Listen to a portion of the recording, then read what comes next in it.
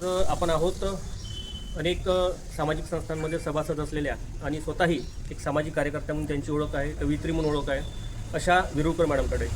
तर त्यांच्याकडे आज आपण आलो यासाठी की त्यांनी आपल्याकडे जलसंधारणाचं काम करून घेतलेलं आहे, रेन वॉटर हार्वेस्टिंगचं काम करून घेतलेलं आहे. हा आपल्या संस्थेकडून एक वारंवार एक आवाहन केलं जात होतं की रेन वॉटर हार्वेस्टिंग हे किती महत्त्वाचं आहे. अल्निनोचं यावर्षी संकट सांगितलेलं आहे आणि त्यामुळे पाण्याची तीव्र समस्या जाणवणार आहे हे आपल्या सगळ्यांना भाकीत होतं आणि त्यानुसार यावर्षी 15 दिवसाची पावसाने रजासुद्धा घेतली होती आणि पुढचा काळ कसा राहील हेही आपल्याला सांगता येत नाही.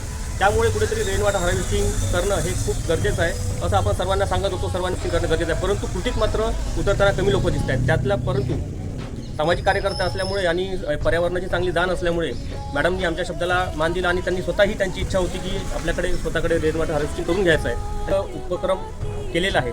तर आपण त्यांच्याचकडून जाणून घेऊया की त्यांना हा उपक्रम का बरं करावासा वाटला. आणि रेन वॉटर हार्वेस्टिंग करण्याचं मागचं एक महत्त्वाचं कारण म्हणजे 10 वर्षाआधी मी या क्षेत्रात जेव्हा आली आणि माझं एक यशोदामध्ये ट्रेनिंग झालं, त्यामध्ये पाण्याचं महत्त्व काय असतं ते माहीत झालं.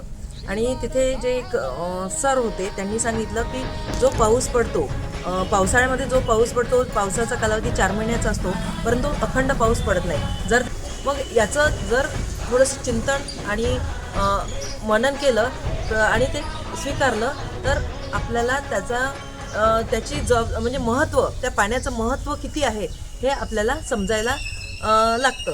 परंतु कोणी आज त्याचं महत्त्व जाणून घेण्यासाठी कोणीही समोर येत नाही. परंतु मला असं वाटलं की नाही, आपण कुठेतरी या पाण्याला कुठेतरी रोखलं पाहिजे. पाणी वाचवणं खूप गरजेचं आहे. आज आपलं ठीक आहे, पण 2030 नंतर आपल्याच पिढीला, आपल्याच लेकरांना आणि भावी पिढीला पाणी मिळणं शक्य नाही. मग ती पिढी जगणार कशी? तेवढी वाट पाहावी. आजच आपण जे पावसाचं पाणी येतं ते नैसर्गिकरित्या जर आपण जमिनीमध्ये जमा केलं आणि ते जमिनीमध्ये मुरवलं तर मग माझी खूप इच्छा होती, मी आशिष भाऊशी संपर्क साधला का भाऊ आपल्याला असं करता येईल का. मग त्यांनी ते पाहिलं आणि त्यांनी सांगितलं का चांगली गोष्ट आहे. आणि मग मी स्लॅबवरचं पाणी जे जुनं टाकं होतं पाण्याचं माझं कामाचं नव्हतं, खालून जमिनीतून पाईपलाईन टाकली आणि त्यामध्ये पाणी टाकलं.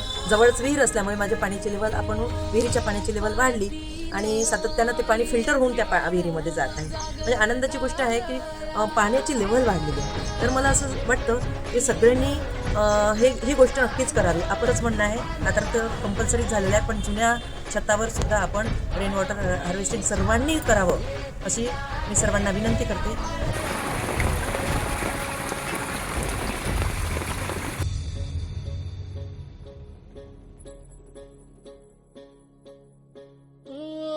जरी रुजलो उदरात तुझ्या, कुशीत तुझ्या घडलो स्वार्थाचे